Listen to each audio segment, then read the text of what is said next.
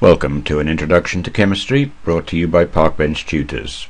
For more information on Parkbench Tutors, look us up on Facebook or you can find parkbenchtutors.com.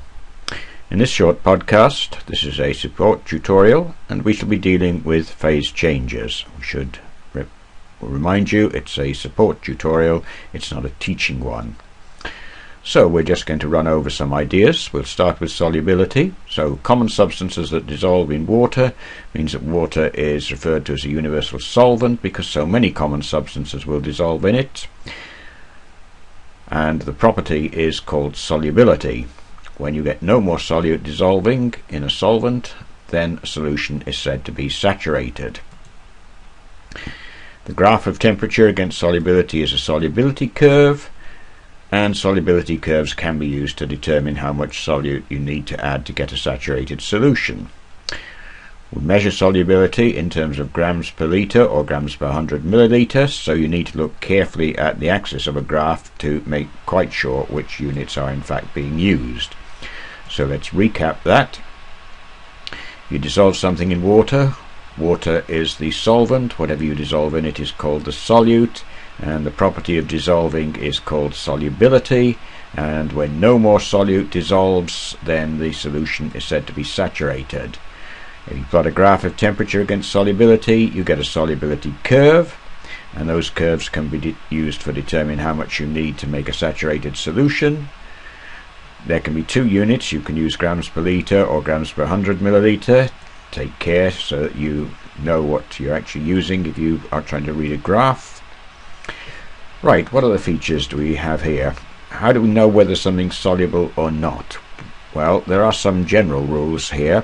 All nitrates, acetates and chlorates are soluble, and all the common compounds of sodium, potassium and ammonium are soluble. Most chlorides are soluble, but silver, mercury and lead are not soluble. You may realize silver chloride is insoluble. It's often used as a test for chloride. So most sulfates are soluble. Lead, barium, strontium and calcium are not soluble. Again, you may realize barium sulfate is the test for whether a sulfate is present. Most normal carbonates, phosphates, silicates and sulfides are insoluble. The exceptions, as you can see from above, will be sodium, potassium and ammonia. And most hydroxides are insoluble. Again, the exceptions, sodium, potassium, ammonium, and also calcium, barium and strontium. So what effect do temperature and pressure have? Let's consider liquids first. If you increase the temperature of a liquid, you increase the amount of solid that can be dissolved, but pressure won't have much effect on the amount of solid that you can dissolve in a liquid. For gases it's different. Increased temperature decreases the amount of gas that can be dissolved in a liquid.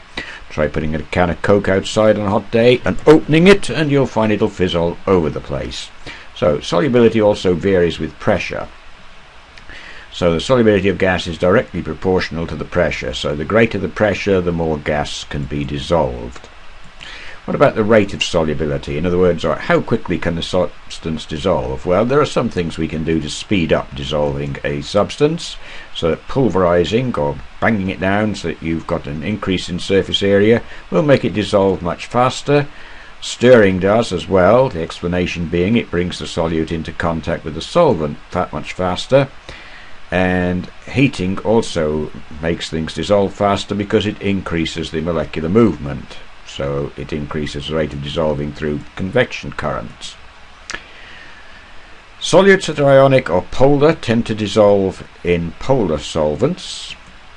Non-polar solutes tend to dissolve in non-polar solvents.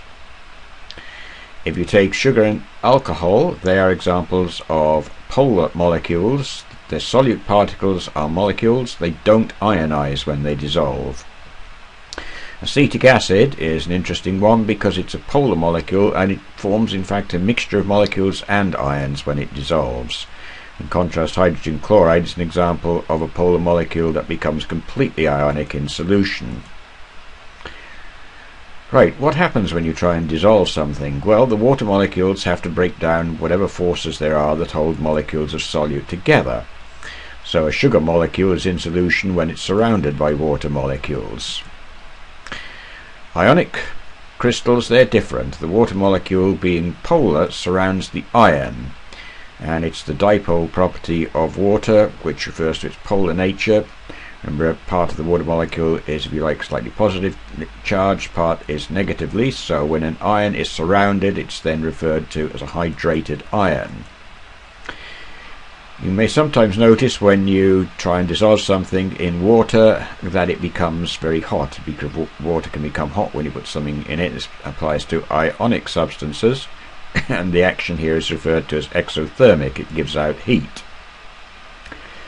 If energy is absorbed, in other words if it gets cooler, then the action is endothermic.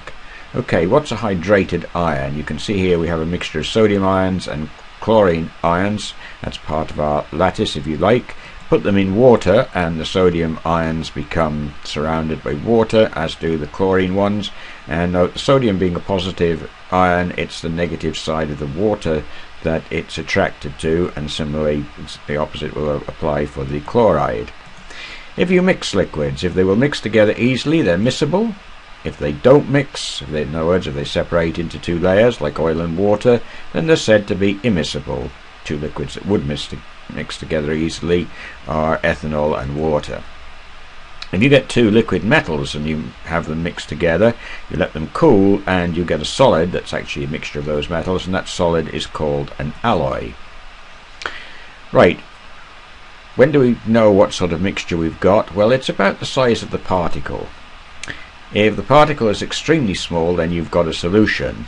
If it's slightly bigger, you've got a colloid, and if it's bigger still, you've got a suspension. Okay, what's the difference between all of those?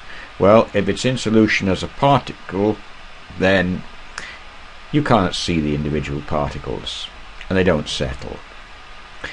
If it's a colloid, which means the particles are slightly bigger, then under a microscope you can actually detect Brownian movement. In other words, the molecules can be seen moving around.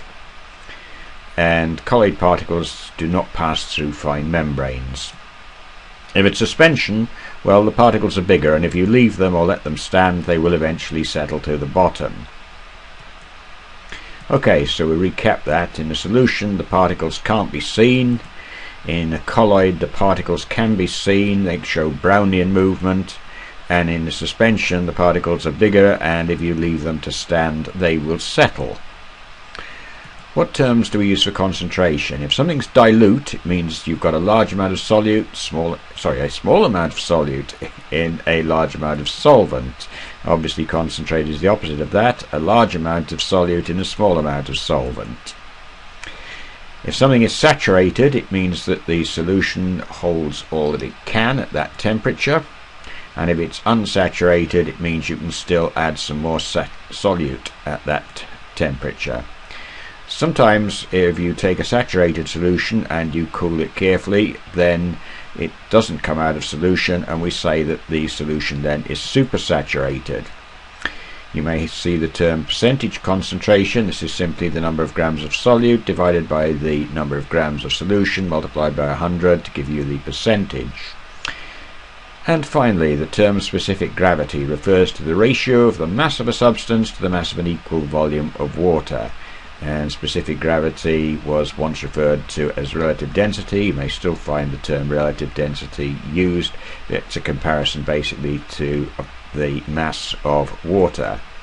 That ends our short podcast, brought to you by Parkbench Tutors, narrated by David Hopcroft. Thank you for watching and for listening. We wish you success in your studies. For more information, look us up, parkbenchtutors.com, or find us on Facebook.